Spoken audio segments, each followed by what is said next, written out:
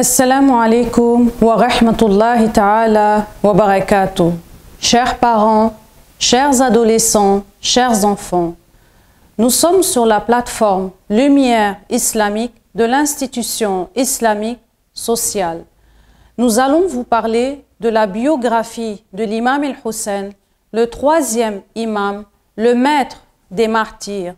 Dans son histoire tragique, nous pouvons en tirer des leçons de moralité, nous pouvons admirer ses qualités extraordinaires et surtout sa bravoure dans cette tragédie. Merci de me suivre jusqu'à la fin, partagez la vidéo et surtout abonnez-vous.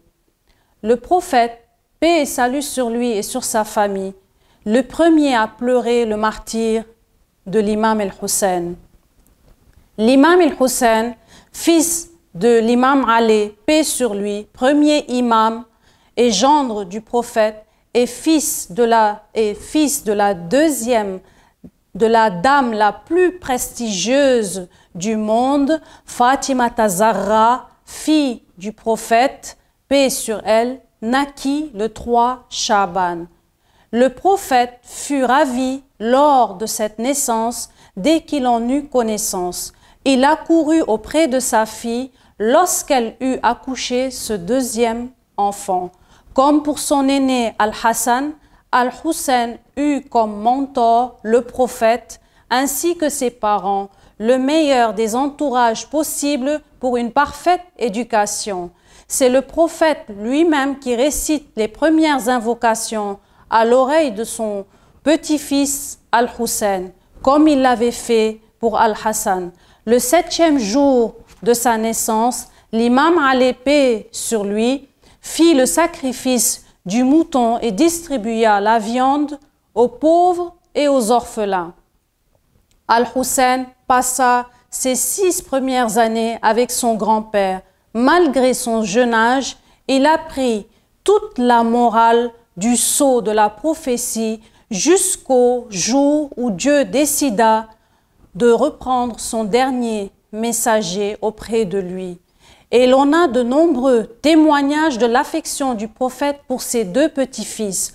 On disait que Hussein ressemblait beaucoup à son grand-père, aussi bien physiquement que moralement. Il était connu pour sa grande bonté et sa générosité sans faille.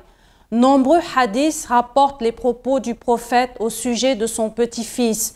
Ainsi, le prophète dit « Paix et salut sur lui et sur sa famille. Hussein fait partie de moi et je fais partie de Hussein. » Ou encore « Dieu aimera celui qui aura aimé Hussein. » Ou encore « Hassan et Hussein sont les maîtres de la jeunesse du paradis, etc. » Après la mort du prophète, l'imam Ali se chargea de continuer à parfaire leur éducation. Après le martyre de l'imam Ali et l'empoisonnement de l'imam Al-Hassan, paix sur eux, il revint à l'imam el-Hussein à l'âge de 30 ans de prendre la lourde responsabilité de conduire la communauté sur le chemin de la perfection. Ses frères et sœurs étaient Hassan, Zainab, Kulthum, Mohsen, Hilal, Muhammad ibn al-Hanafiya, Abdullah, Osman ibn Ali, Abbas, Ruqayya, Jafar, Abu Bakr ibn Ali. L'imam el-Hussein fut marié à Layla Sharbanu Rubab. Il a eu comme enfant Ali al-Akbar, Ali Zayn al-Abidin, nommé aussi As-Sajjad, Fatima Soghra, Sukayna, Ali al-Azra, Sakina, Kholat bint Hussein. Après le martyre de l'imam al-Hassan, un ordre divin, l'imam al-Hussein devient imam de la communauté islamique, une communauté qui fut fondée et dirigée pour la première fois par son grand-père. Comme son père et son frère, l'imam al-Hussein vécut aussi dans les conditions les plus pénibles. À cette époque, les lois divines n'étaient plus respectées, car Muawiyah ibn Abu Sufyan avait illégalement gouverné pendant une dizaine d'années et avait acquis une puissance et une autorité dans l'empire islamique. Muawiyah avait tout fait pour écarter à jamais la progéniture de l'envoyé de Dieu du califat et transmettre le califat à son fils Yazid et à ses descendants. Muawiyah avait utilisé tous les moyens possibles pour humilier et opprimer l'imam el-Hussein et tous ceux qui manifestaient son affection envers la progéniture du saint prophète. Avant sa mort, Muawiyah réussit à transmettre le califat à son pervers fils Yazid et le conseilla de ne pas s'occuper de l'imam el-Hussein si ce dernier refuse de lui prêter le serment d'allégeance. Muawiyah, violant le traité avec l'imam al-Hassan, Hussein, lui, refusant de prêter serment d'allégeance à Yazid. Yazid était réputé pour être un homme cruel et sans aucune pitié, sans se soucier des commandements de Dieu et de son prophète. Il était réputé pour être un homme assoiffé de pouvoir et injuste. Pour éviter le serment d'allégeance à Yazid, Al-Hussein part de Médine en faisant ses adieux au tombeau de son grand-père, le prophète, et il se réfugie à la Mecque avec sa famille et ses compagnons. Or, le gouverneur du calife de Yazid, Ibn Ziyad, fait tuer Muslim ibn Aqil, l'émissaire que Hussein a envoyé à Koufa. Peu après, Hussein quitte la Sainte Kaaba où il y resta 4 mois pour éviter que son sang soit versé là-bas. L'imam abrégea ses rites, vu que Yazid envoya son armée pour le tuer. Peu après, l'imam el-Hussein se met en route avec sa famille et ses compagnons. Ils étaient une 70aine à peu près en tout. Ils rencontrèrent en chemin le poète Farzdak qui l'aurait prévenu. « Oh Hussein, les cœurs, les gens de Koufa sont avec toi, mais leurs épées sont pour les Umayyads. » L'imam el-Hussein dit « Je ne me suis pas soulevé de gaieté de cœur, ni pour une quelconque insatisfaction personnelle, ni par subversion, ni injustement.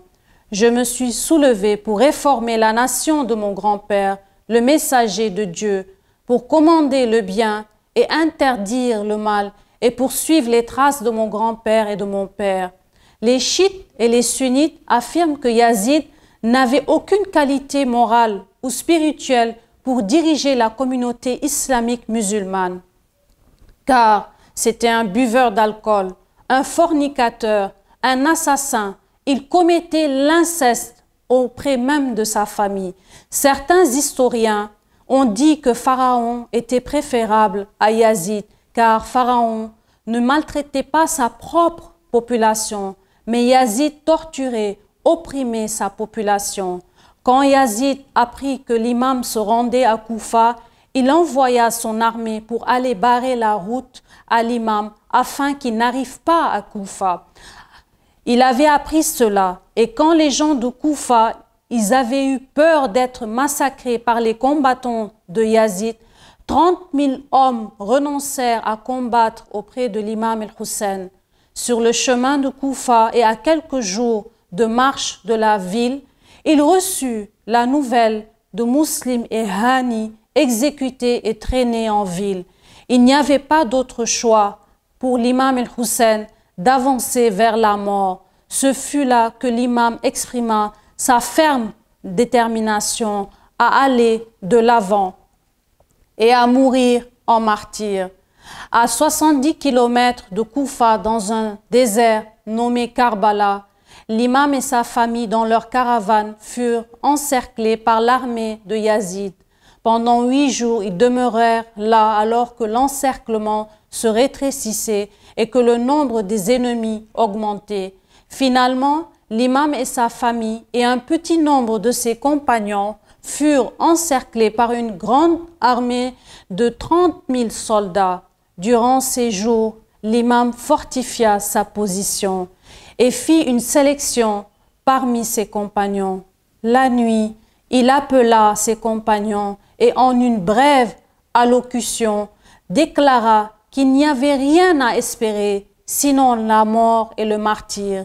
Il ajouta que puisque l'ennemi n'était intéressé qu'à sa propre personne, il les libérait de toute obligation, afin que s'ils désiraient fuir dans l'obscurité de la nuit, ils pouvaient sauver leur vie.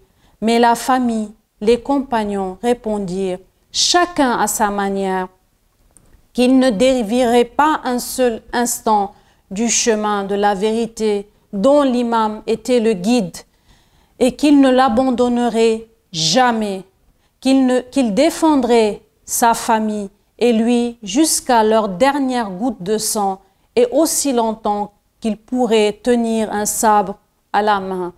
Au 9e jour du mois de Muharram, un dernier ultimatum l'invitant à choisir allégeance ou guerre fut adressé à l'imam par l'ennemi. L'imam demanda un délai pour prier toute la nuit, se détermina à entrer dans la bataille le jour suivant. Au 10e jour de Muharram, l'imam s'aligna en face de l'ennemi avec une quarantaine de compagnons et une trentaine des membres de sa famille, enfants, frères, neveux, nièces, cousins, vieux, jeunes, bébés. Ce jour-là, ils se battirent jusqu'à leur dernier souffle. Les jeunes Hachimites et ses compagnons tombèrent tous en martyrs. Parmi ceux qui furent tués figurait un des fils de son frère, l'imam al-Hassan, al-Qasim, âgé d'à peine 13 ou 14 ans, ainsi qu'un enfant de 5 ans, les 2 enfants de Saïda Zainab, sa sœur, ses neveux, son nourrisson à peine âgé de 6 mois, et d'autres enfants encore, son frère Abbas, Ali Akbar, son fils aîné, etc. Tous furent tués, et ce d'autant plus que l'armée Umayyad contrôle tous les accès à l'eau. Ils ont donc été obligés de combattre durant 2 jours sous un soleil de plomb et sans aucune eau, sans réserve, dans un siège qui va durer 10 jours. Ubaydullah ibn Ziyad était encore plus mauvais et plus malin que son père, l'ancien gouverneur. Il avait chargé son armée d'attaquer l'imam el-Hussein. Il était hypocrite, avide de pouvoir et d'argent.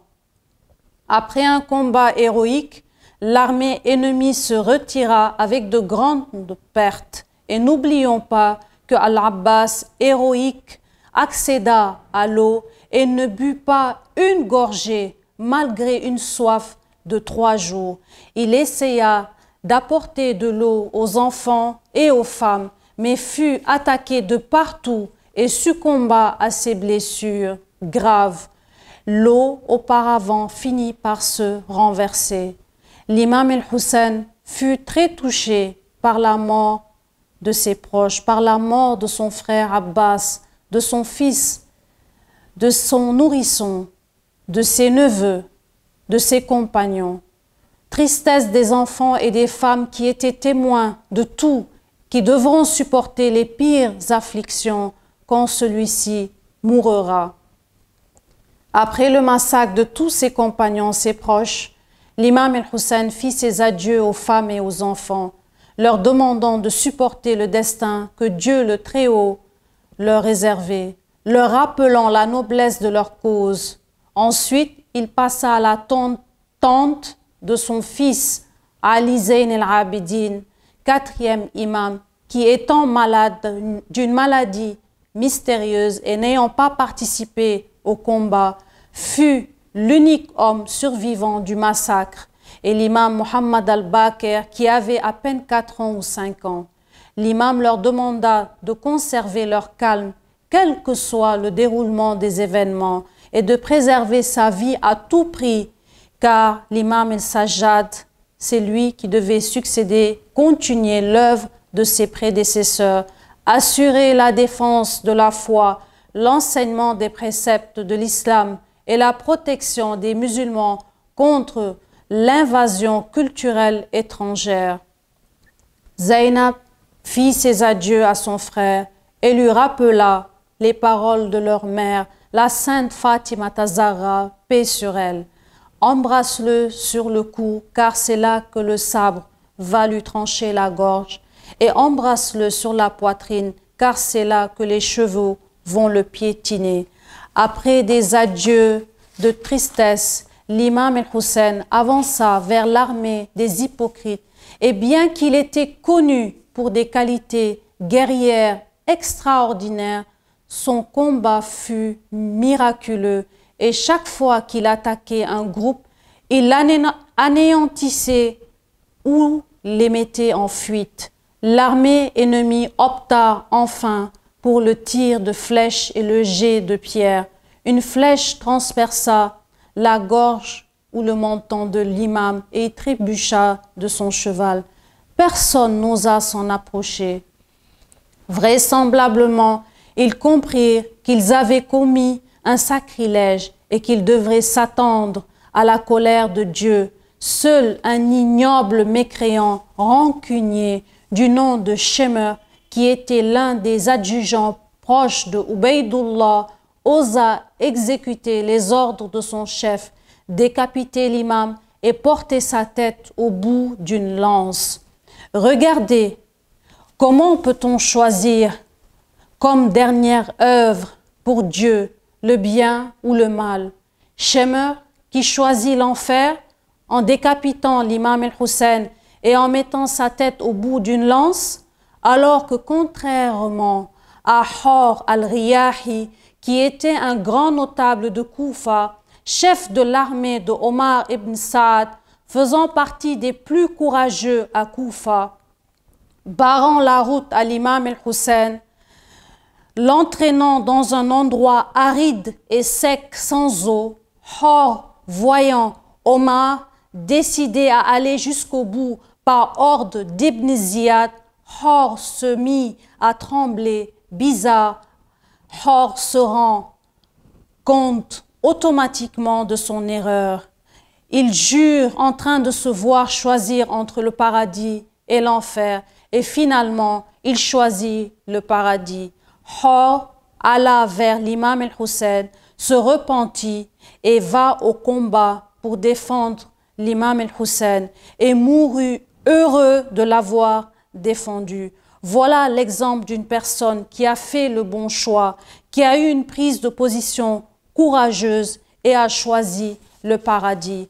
En effet, la rancune des Umayyads envers Ahlul Bayt, paix sur eux, et envers l'islam et tout ce qui représentait était sans limite. Le commandement de l'armée de Yazid ne s'était pas contenté de ce massacre, mais il a ordonné à des cavaliers de piétiner le corps de l'imam décapité et des compagnons et des familles qui sont morts. Après quoi, il ordonna de mettre le feu au camp des femmes et des enfants. L'armée pillèrent les tentes, dépouillèrent femmes et enfants de leurs bijoux, et bien les frappèrent, les blessèrent, les torturèrent. Ils étaient sans défense. Zainab commença à rappeler et à calmer femmes et enfants, terrorisés et dispersés dans toutes les directions, avec un courage et une bravoure, une force. Elle avança seule sur le corps disloqué de son frère Hussein, le prit dans ses bras, le leva vers le ciel et dit « Mon Dieu, mon Dieu !» Elle prit dans ses bras et dit « Accepte cette offrande, ce sacrifice de notre part. » Les enseignements de Karbala, il était clair que l'imam el-Hussein, par son soulèvement contre la dictature omeyyade, ne voulait pas prendre le pouvoir. Et si telle était son intention, pensez-vous pas qu'il allait rebrousser chemin lorsqu'il reçut les nouvelles de Muslim, son cousin et Hani, de leur mort et de la trahison des Koufiens lui furent parvenus? Al-Hussein voulait tout simplement montrer aux musulmans la voie de la liberté. Il ne faut jamais légitimer un pouvoir injuste, quitte à sacrifier sa vie. Il devint le symbole de la résistance contre la tyrannie et l'emblème de tout homme libre qui préfère plutôt mourir que vivre aux dépens de ses principes. Il était partout et toujours avec Dieu, et même les situations les plus critiques. Ainsi, l'établissement de la prière à son meilleur moment était pour lui prioritaire. Sur toutes les autres occupations, et l'exemple le plus frappant de l'importance que l'imam Hussein prêtait au temps de la prière nous était donné au cœur même de la tragédie de Karbala. En effet, alors que les combats faisaient rage entre le petit groupe de compagnons de l'imam et l'armée des hypocrites, il demanda à Ibn Saad d'arrêter les combats un petit moment pour faire la prière de midi. Les ennemis acceptèrent cette demande, puisqu'ils risquaient de perdre la face devant tous les musulmans du monde, et ils tenaient beaucoup à préserver leur apparence islamique. Puis, pendant la prière, ils reçurent une pluie de flèches et de pierres.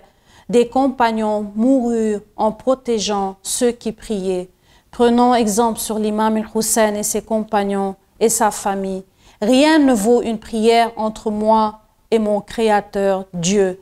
Cette prière qui est le lien entre moi et Dieu. Sans cette corde qui me lie à Dieu, Dieu m'abandonne.